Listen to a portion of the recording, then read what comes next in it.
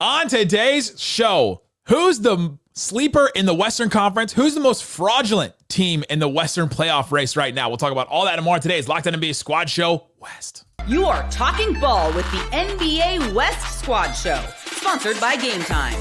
From the Warriors to the Lakers, the Mavericks to the Nuggets, and everyone else in the West, the local experts of the Locked On Podcast Network bring you all the scoops, breakdowns, and the most comprehensive look at the Western Conference.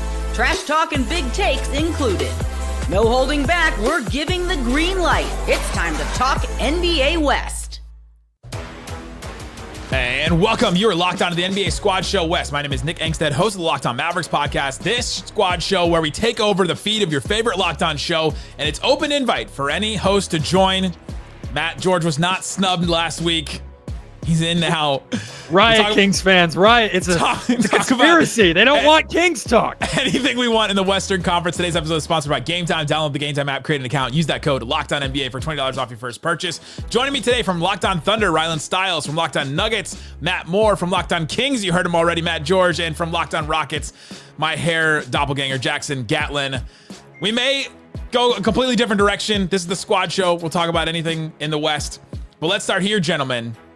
The sleeper in the Western Conference, so the non-Thunder team in the Western Conference, I think, is who? Look, it's got to be, we can't just say not Thunder. It's got to be like a lower than 4 seed. Because the reason I want to talk about this is we've got the Mavericks and their fluke run last year. We've got the 4, and we've got the Heat making their run all the way. Plus the Lakers made their fluke run that year. You've got like all of these like really kind of not very legitimate runs. Somebody's going to show up in the conference finals who doesn't belong there. And so that's my question is it can't be a top 4 seed currently. So that rules out Thunder, Rockets, Grizzlies, Nuggets.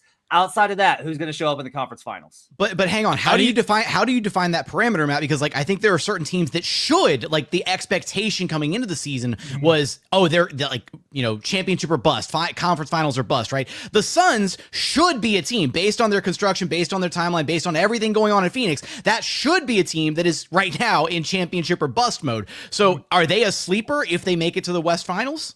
Are there? Because they're not going to. Yeah, like, are there sleepers in the West? I mean, the Mavs can't be a sleeper because it's just been injuries. Is the reason why they're down there. I mean, we're hanging out in ninth right now. So, and by the way, I've gone on Matt's show and we've done daggers on Matt's whole thing about the fraudulent Mavs run last year. So for all the Mavs fans that are first of all upset that I'm doing a show with Matt Moore at all, which also happens, they're like, how dare you show up on the same screen as him? We've already gone over that on his show, but I just don't think the Mavs can be part of like a sleeper in that way because they just made the finals last year. Their roster is better this year. It's just been so many dang injuries all the time. Derek Lively's out again. Najee Marshall's had the same illness 3 times this season. Like I don't know what it is about this team so far. It's just been get that dude some antibiotics. Come on. I guess so. It's kind of a cop-out answer or more of a broad way to look at it, but I think the NBA needs to be or should be thrilled with how the Western Conference playoff picture is shaping up to be, because this is going to be the first, I think, opening round of the playoffs outside of 1 versus 8, where we're going into most of these series and going, anything could happen. And even 1 versus 8, even 1-8. But I think it's Dallas. Everybody, Dallas 1-8.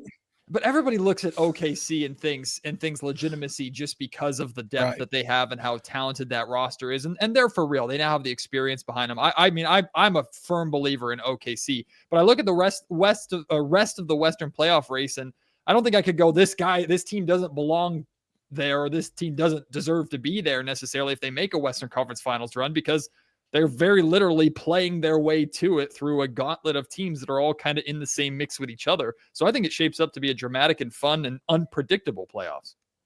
We still have not picked a team. Does anyone have a specific team they think is a sleeper? I mean, would the Clippers count as a sleeper? That's a great one, right? Like the Clippers go in and they sneak their way into the 6th seed, right? And they knock out, let's say Memphis has injuries, because Memphis has a lot of injuries. Okay. And then they have to face the Rockets, which adorable, but like, I actually, if it wasn't for the seating parameter, mine would be George Houston. Pissing off Matt Moore, pissing off another fan base. Can you really, if the Rockets make the conference finals, great season. Are you going to be like, yes, this is a Western Conference contender? Great team. They're going to be a lot of fun with the Aaron Fox next year. But like, But here's the thing, Jackson. They keep They knocking they don't need De'Aaron Fox if Jalen Green's playing like this, Matt. Stop. Let's open that can of My worms. guy, Jalen Green. Stop it. I am leaving this here's call. the thing, they keep beating legit. Like, I think they might beat Boston tonight. Like, they keep beating everyone in front of them, and at some point, like, I need to respect them more. And I respect them very much as a regular season team, but the playoff thing is tough for me. And so, like, that I think is like an interesting question. But like, why? Defense translates to the playoffs, right? It's not like they're a flash in the pan offensively. It's not like they're a team that's just burying you under threes. Your transition offense is not going to transition. Transition offense doesn't translate. That's why the Thunder got in trouble last year. There you go. But then Memphis has to go too. If it's transition offense, Memphis has got to get out too. Yeah. I think that we have to be careful with preconceived notions of teams, though, because in the case of the Houston Rockets, like if the Rockets are able to bring this Ime Udoka mentality of we're going to bully and get under anybody's skin, hell yeah, they could be effective in the playoffs in that way. The offense is still a massive question mark, so I don't think I would choose the Rockets to come out of the West. But if the Rockets bullied their way to a Western Conference Finals run, I wouldn't be shocked. Same way I wouldn't be shocked if James Harden and Kawhi Leonard make that run, although I wouldn't pick it because James Harden historically flames out in the playoffs, and Kawhi Leonard probably is going to break down another 17 times. Yeah, I like how we picked James Harden's team to be the sleeper coming out of the West and the Clippers. It's like, we haven't seen this story before. I look at the Rockets matchups, and that's the thing is I'm sitting here being like, come on, they're not really gonna. But then I look at the matchups, and I'm like, who am I not gonna like them against? Who am I gonna be like, oh no, that team will wax them? The Like, Kings. I don't know that there's a team. The Kings will beat the crap out of them. They've done it twice this year. Kings have been a bad matchup so far. Honestly, I don't know what it is about the Kings team so far that's been problematic for them. Well, that makes sense. That's because the Rockets are good against playoff teams, and so like they struggle conversely with the Kings, and that's fine. Like Domantas Sabonis, who, wow, just Stop. Careful. Weird. Three for 5 so far. Matt Moore pissing off a fan base. Don't worry, y'all's jabs are coming in a minute. He'll get there. We haven't mentioned the Lakers at all, and Andy Kamenetzky just joined us. We're talking about a sleeper team to come out of the West. Is there a case for the Lakers? I don't know if the Lakers, just because of who they are historically as a franchise and who they have on the team, if anyone would ever even call them a sleeper. Agree completely. Even if you think based on performance this year, they should be regarded as a sleeper compared to some of these other teams. Just you're going to get so many sideways glances if you ever try to use the words Lakers and sleepers in the same sentence. But I do think there's a question, because the question originally, Andy, was like a team outside of the top 4 of seeding, because there have been these teams that have made those runs. And I'm looking at the board and I'm like, look, let's say Clippers wind up in the 4-5. Are you you're going to want I'm going to want the Lakers in that one. And then it's Lakers OKC if Dallas doesn't get them. I mean, I'll say this. We have not seen what the Lakers look like against the new iteration of the Thunder with more size with both Hartenstein and Holmgren.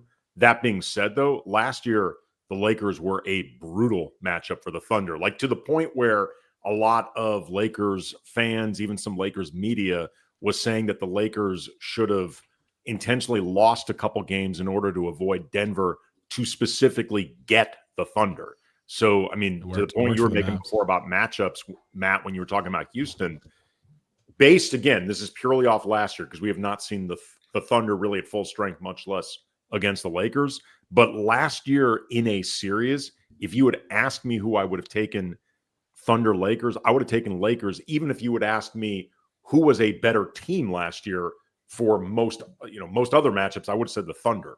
Like against the field, I would have taken the Thunder. Against the Lakers, I would have taken the Lakers, if that makes sense. Is there a case for the Timberwolves to be a sleeper, even though they were in the West Finals last year? Chemistry's too broken. Chemistry's too broken. Like, I don't think they're not a sleeper. They're just a disappointment this season based on expectation. Yeah, they are sleeping. They're sleepwalking through the season. There you go. Matt George, your Kings? Yeah, we haven't mentioned the Kings yet. I think it's clearly, I think we can probably all safely agree, Clippers probably like the strongest sleeper pick. And then I think the Kings have to be included in there, right? As far as if they can make a run to the Western Conference Finals, especially based on kind of all the turmoil that they dealt with to start the season, the really disappointing start, firing Mike Brown, and then really kind of hitting the ground running here with Doug Christie in the coach's chair. Like, I think that's a good sleeper pick. The Sacramento Kings are they have the capability to get hot, and also do not expect the Sacramento Kings roster today to be with the roster that they bring into the playoffs. They're going to make moves. There's no way they're not going to. It's not going to be a massive De'Aaron Fox type trade, but expect a John Collins or a Cam Johnson or something of that capacity to help bolster the rotation of the Sacramento Kings. But regardless, this is a team with a very, very clear blueprint of how they want to win and also how to defeat them. If you're a team with size, if you're a team with length, athleticism, the Kings typically fail to match up with you. And the Kings, while they're capable of defending, they are going to give up lapses. So let's just put it this way. As optimistic as I am about the Sacramento Kings, as much as I love this team, a lot has to go right for them to make any sort of run to be considered sleeper worthy, I suppose. They have to carry through on all this momentum, have Keon Ellis keep doing what he's doing. And then, like, if there's one guy, one high usage player in the Western Conference playoff picture that I do not want on my team in a playoff environment, it's Domantas Sabonis. If there's two, it's DeMar DeRozan. Like, I'm sorry, we just have a history of these guys. Like, the on-off numbers for Sabonis, I love his game. He's so much fun to watch. Like, that dude's awesome. But God, he gets killed in these environments. Like, he just gets killed in them, and I don't know how you get around that.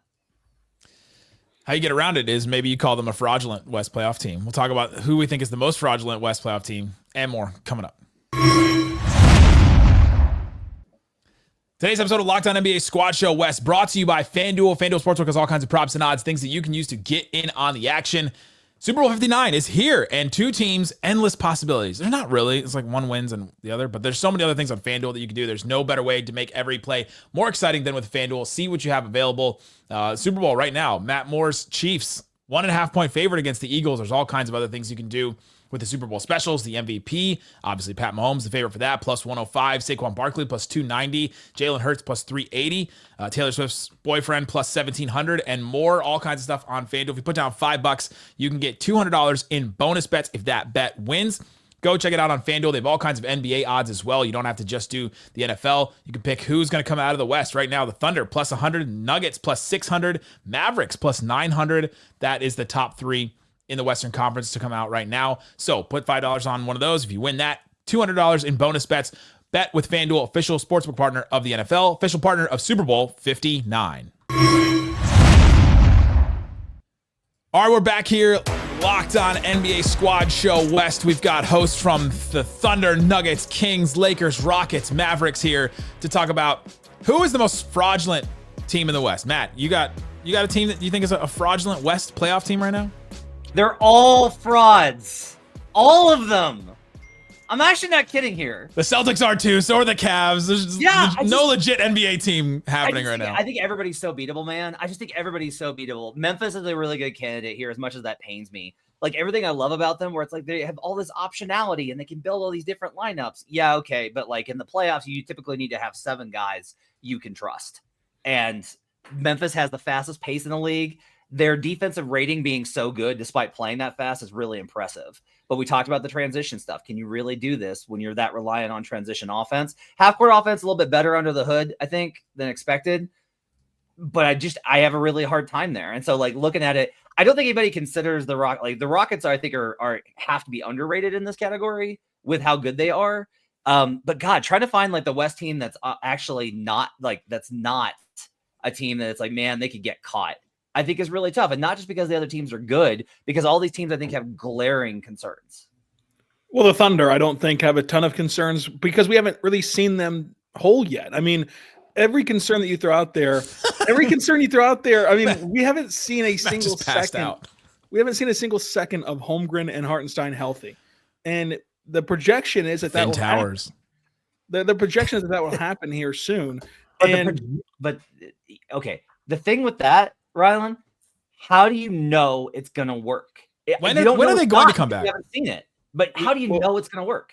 We don't know it's going to work, but if we're looking at trade deadline acquisitions and who can get better, the Thunder can get better simply by getting healthy. I mean, like that's simply all it takes. They don't have to go make some sort of drastic move. Hartenstein's already back. Hartenstein's proven to work.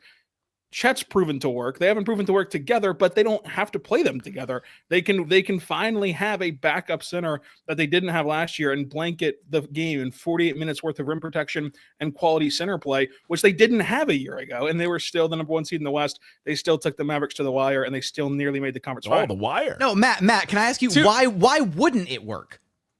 Okay. Because oftentimes these things that we assume to be true just aren't the reality. Like we were just like, oh, this is going to be great. And then it's not as good. Now, we've got a lot of evidence of how good OKC is. But what we also have evidence of is high pressure situations, big games, them having a little bit of a problem with the various shooters that they have.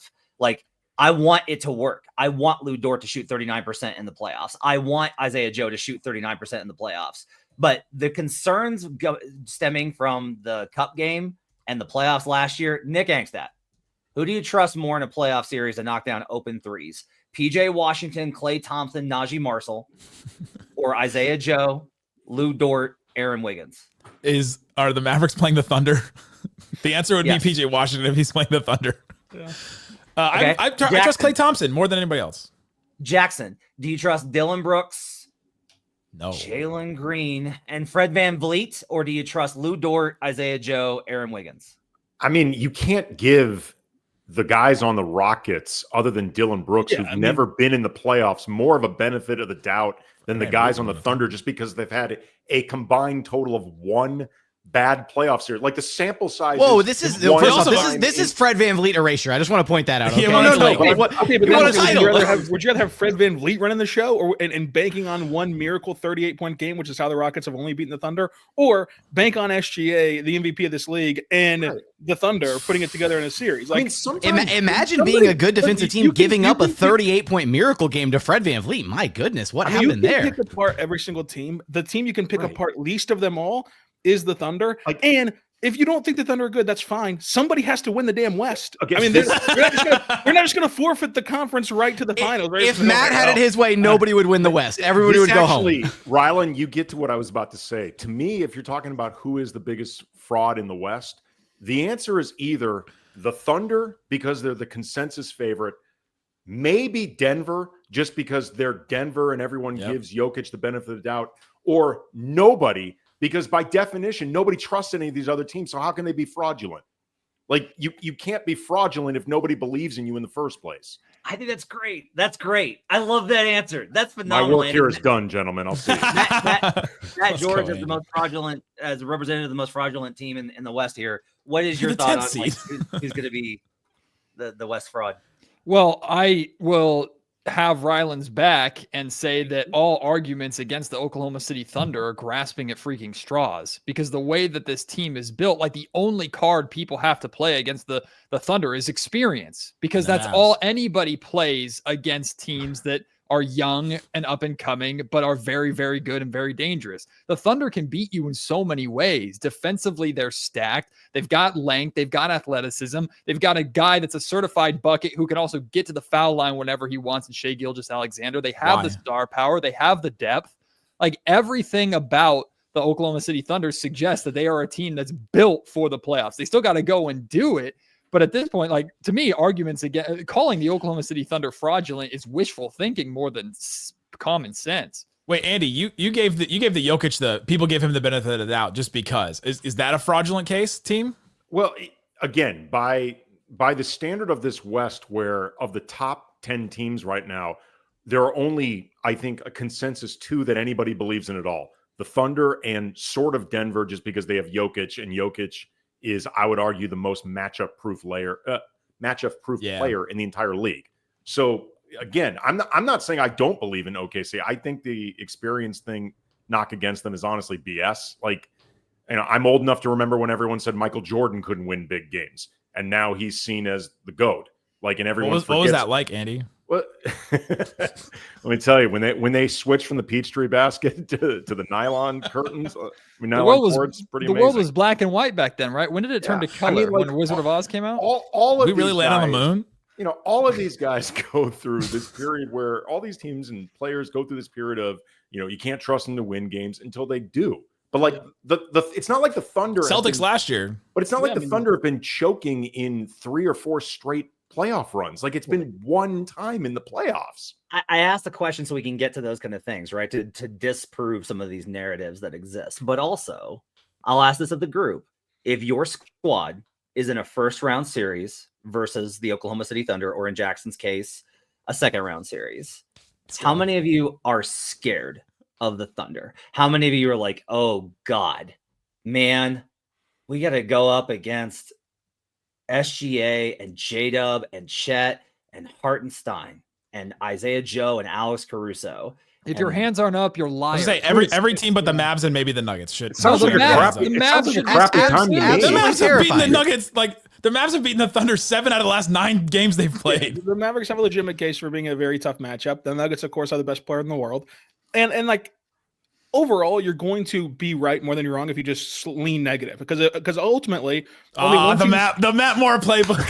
only Rylan, don't say that out loud, man. You're exposing Matt. Give it away the book here, man. Only one team can win the West. Only one team can win the NBA championship. And guess what? Jason Tatum and the Celtics are a great example of a team that had to continue. I still don't believe in that. Go through battles, and then eventually they got over the hump. But you look at Denver, when they won the title, they were the next great NBA dynasty, and now we're like, oh, could they even get out of the West? It's like, this is how the conversations go. It's so stupid. At the end of the day, though. Wait, hang on. It's not stupid, because this is how tough it is. What happened in 2010 with the Thunder? I'm sure you were like 6. Do you remember? Yeah, I mean, look, the young thing does matter. Walk with me here, Rylan. What happened in 2010 with the Thunder? I mean, they were able to take Kobe Bryant at the very bitter end. Right, that was awesome, right? It was phenomenal. Right. Like, welcome to the scene. The Thunder are here. What happened the year after? They went to the 2011 and lost to Dallas. Of course, it's a great show so far. I mean, Dallas is just always in the mix. So, and then there was within 2 seasons, they went from first round to the finals. Like, they made progression each year. You're right. You're right. No, you're right. So my point here is not that I'm not making the case that the Thunder are fraudulent. Okay. My point here is there is a progression that you need to go through. There are these stepping stones, and the teams that are young because I'll be really honest with you. I love this Thunder team. How do you not? It's hard to tell. Most well-built team in the league. They're so fun. They all play the same way. He's built this phalanx of clones. It's incredible. Like, I've made the case for Shea for being in the DPOY conversation. I've made that argument. Yeah. It's not true, but still, I've made the argument. I love this squad, but I do think that there are these things that you have to get through. And I do think that the biggest thing is that shot thing is what I can't get around. The big shots, high leverage shots are what I call them. You're wide open in the corner. You got to make this shot. And Dort and Joe and Wiggins, they missed them last year. Maybe they don't, but I'll tell you this. The Bucks had this problem for 3 years where they got in those situations. They had awesome teams. That 2019 and 2020 teams were awesome, built around Giannis, who's actually a very similar player to Shea. Those guys are very similar, actually. You can't stop them getting downhill. But those guys miss shots. And like that to me is like and it's an ephemeral thing that's hard to figure out. Coming up, let's get into whose team's future do you like the most? Let's talk about some of the teams at the bottom of the West now that we're kind of moving around the standings here. We'll get into all that and more coming up.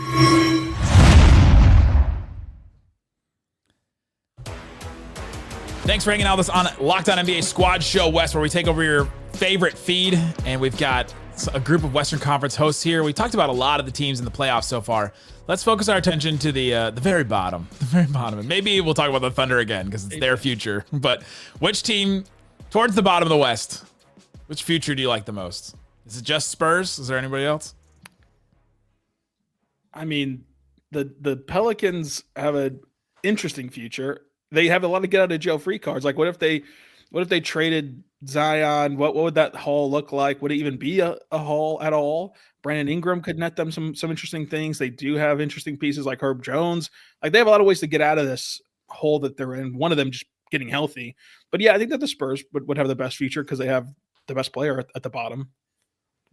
Are we sleeping on the Utah Jazz and the makeover that Danny Ainge is currently working on over there? Like, the Jazz are basically setting themselves up to be Western Conference Celtics in the next like 5 to 7 years, give or take, if they get some luck in the draft.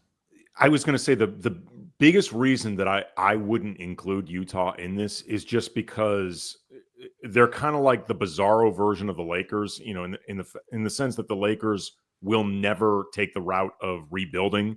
They only want to reload, so they cut off half of their options.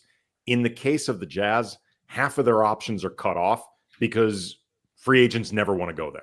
So like they have to hit on either all their picks or Cooper flag. Like all teams swing trades or whatever, but they're never going to be free agent winners. And that means you're cut off a third to a half of your team building options. Yeah, the Jazz are just at the mercy of the lottery balls, right? I mean, like unless they can net a star, like the Thunder were able to net a star with the trade. Nobody's feeling good. Nobody's feeling good about the Jazz. David Locke's not here to defend them at all.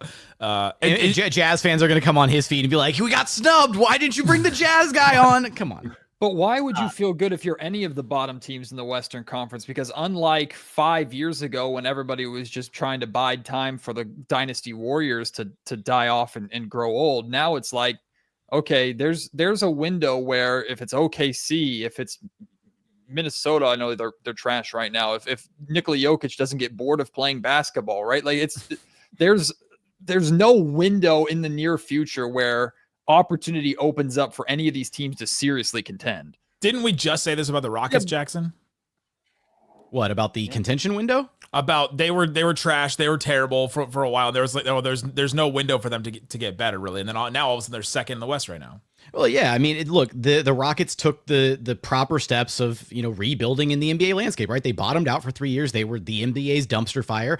They accrued all the top talent, and the biggest acquisition of the rebuild though was picking up Ime Udoka, and you count that as luck, right? Like the whole Boston situation, Ime gets canned, takes a year off, and then the Rockets luck into a top 5 head coach in the association. Like this rebuild, it doesn't look the way that it does if they go out and get Frank Vogel instead of Ime Udoka, or who else was available at the time? I can't even remember who some of the other names were. Budenholzer was one. Probably right? So someone the Lakers fired. I think Kenny Atkinson was a name that was being mentioned too. Which with Kenny Atkinson, look, with what Kenny Atkinson's doing with the Cavs, maybe that one would have worked. But D'Antoni, my goodness, look, the whole point is right. The Rockets took that route. They bottomed out. They got all the top talent, and the biggest element of it though was finding a coach that could instill and establish a culture and kind of repair the damage from those bad years. And so I think that's the kind of tightrope that you have to walk if you're one of these bad teams at the bottom of the Western Conference. Is you want to bottom out, you want to get top talent, you want to get to the draft and hopefully get yourself a star player or multiple bites at the apple.